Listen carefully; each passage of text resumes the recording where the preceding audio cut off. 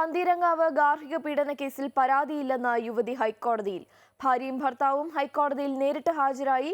ഇരുവർക്കും കൗൺസിലിംഗ് നൽകാൻ കെൽസയ്ക്ക് കോടതി നിർദ്ദേശം നൽകി. അഡ്വക്കേറ്റ് രാജേഷ് ചേരുകയാണ് വിശദാംശങ്ങളുമായി. രാജേഷ്, എന്താണ് ഇപ്പോൾ ഇത്തരത്തിലൊരു മൊഴിമാറ്റത്തിന് പിന്നിൽ എന്നത് സംബന്ധിച്ച് എന്തെങ്കിലും വിവരം ലഭ്യമായിട്ടുണ്ടോ? എന്തൊക്കെയാണ് ഈ കേസുമായി ബന്ധപ്പെട്ട മറ്റു വിവരങ്ങൾ? പന്തീരങ്കാവ് കേസിൽ യുവതി കോടതിയിൽ ഹാജരായി പറഞ്ഞത് വൈവാഹിക ജീവിതത്തിൽ ഉണ്ടാവുന്ന സാധാരണ പ്രശ്നങ്ങൾ മാത്രമേ ഭർത്താവും താനും തമ്മിൽ ഉണ്ടായിട്ടുള്ളൂ. ഈ തരത്തിൽ പോലീസ് ചാർജ് ചെയ്തിരിക്കുന്ന പോലുള്ള രീതിയിൽ എന്നെ മർദ്ദിച്ചിട്ടില്ല. സാധാരണ കുടുംബ പ്രശ്നം ഉണ്ടാകുന്ന രീതിയിലുള്ള പ്രശ്നങ്ങളുണ്ടായി. അത് ഞങ്ങൾ തന്നെ പറഞ്ഞ് പരിഹരിച്ചു. ഇപ്പോൾ പരാതിയില്ല എന്നാണ് യുവതി കോടതി അറിയിച്ചത്.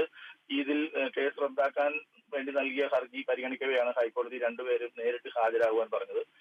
ഇത്രയും കാര്യങ്ങൾ യുവതി പറയുമ്പോഴും പോലീസിന്റെ ഭാഷയിൽ തന്നെ ഉറച്ചു നിൽക്കുന്നു. പോലീസ് എടുത്ത കേസ് ഗൗരവതരമായിട്ടുള്ള ആരോപണങ്ങൾ ഉണ്ടായിരുന്നു. അന്ന് യുവതിയുടെ ശാരീരികാവസ്ഥയും എല്ലാം പോലീസ് രേഖപ്പെടുത്തിയിട്ടുണ്ട്. അതുകൊണ്ട് തന്നെ ഇതൊരു വലിയ കുറ്റകൃത്യമാണെന്നുള്ള രീതിയിലാണ് പോലീസ് റിപ്പോർട്ട് നൽകുന്നത്.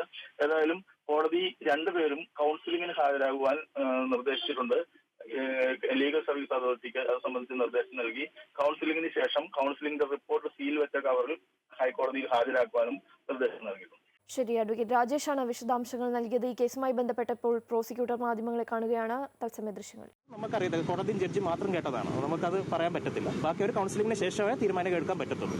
എന്തായാലും അടുത്ത ആഴ്ച ഇതിനൊരു ക്ലിയർ പിക്ചർ അടുത്ത ആഴ്ച വരെ കൂടുതൽ നമുക്ക് പറയാൻ പറ്റത്തില്ല. കാരണം കോടതിയുടെ പരിഗണന ഇപ്പോഴും നിൽക്കുന്ന ഒരു സംഭവം ആയതുകൊണ്ട് നമുക്ക് കൂടുതൽ വിസ്തരിച്ച് ഇപ്പോൾ നിങ്ങളുടെ അടുത്ത് പറയാനൊരു ബുദ്ധിമുട്ടുണ്ട്. അടുത്ത ആഴ്ച നമുക്ക് അതിനൊരു ക്ലിയർ പിക്ചർ കിട്ടും. Thank you.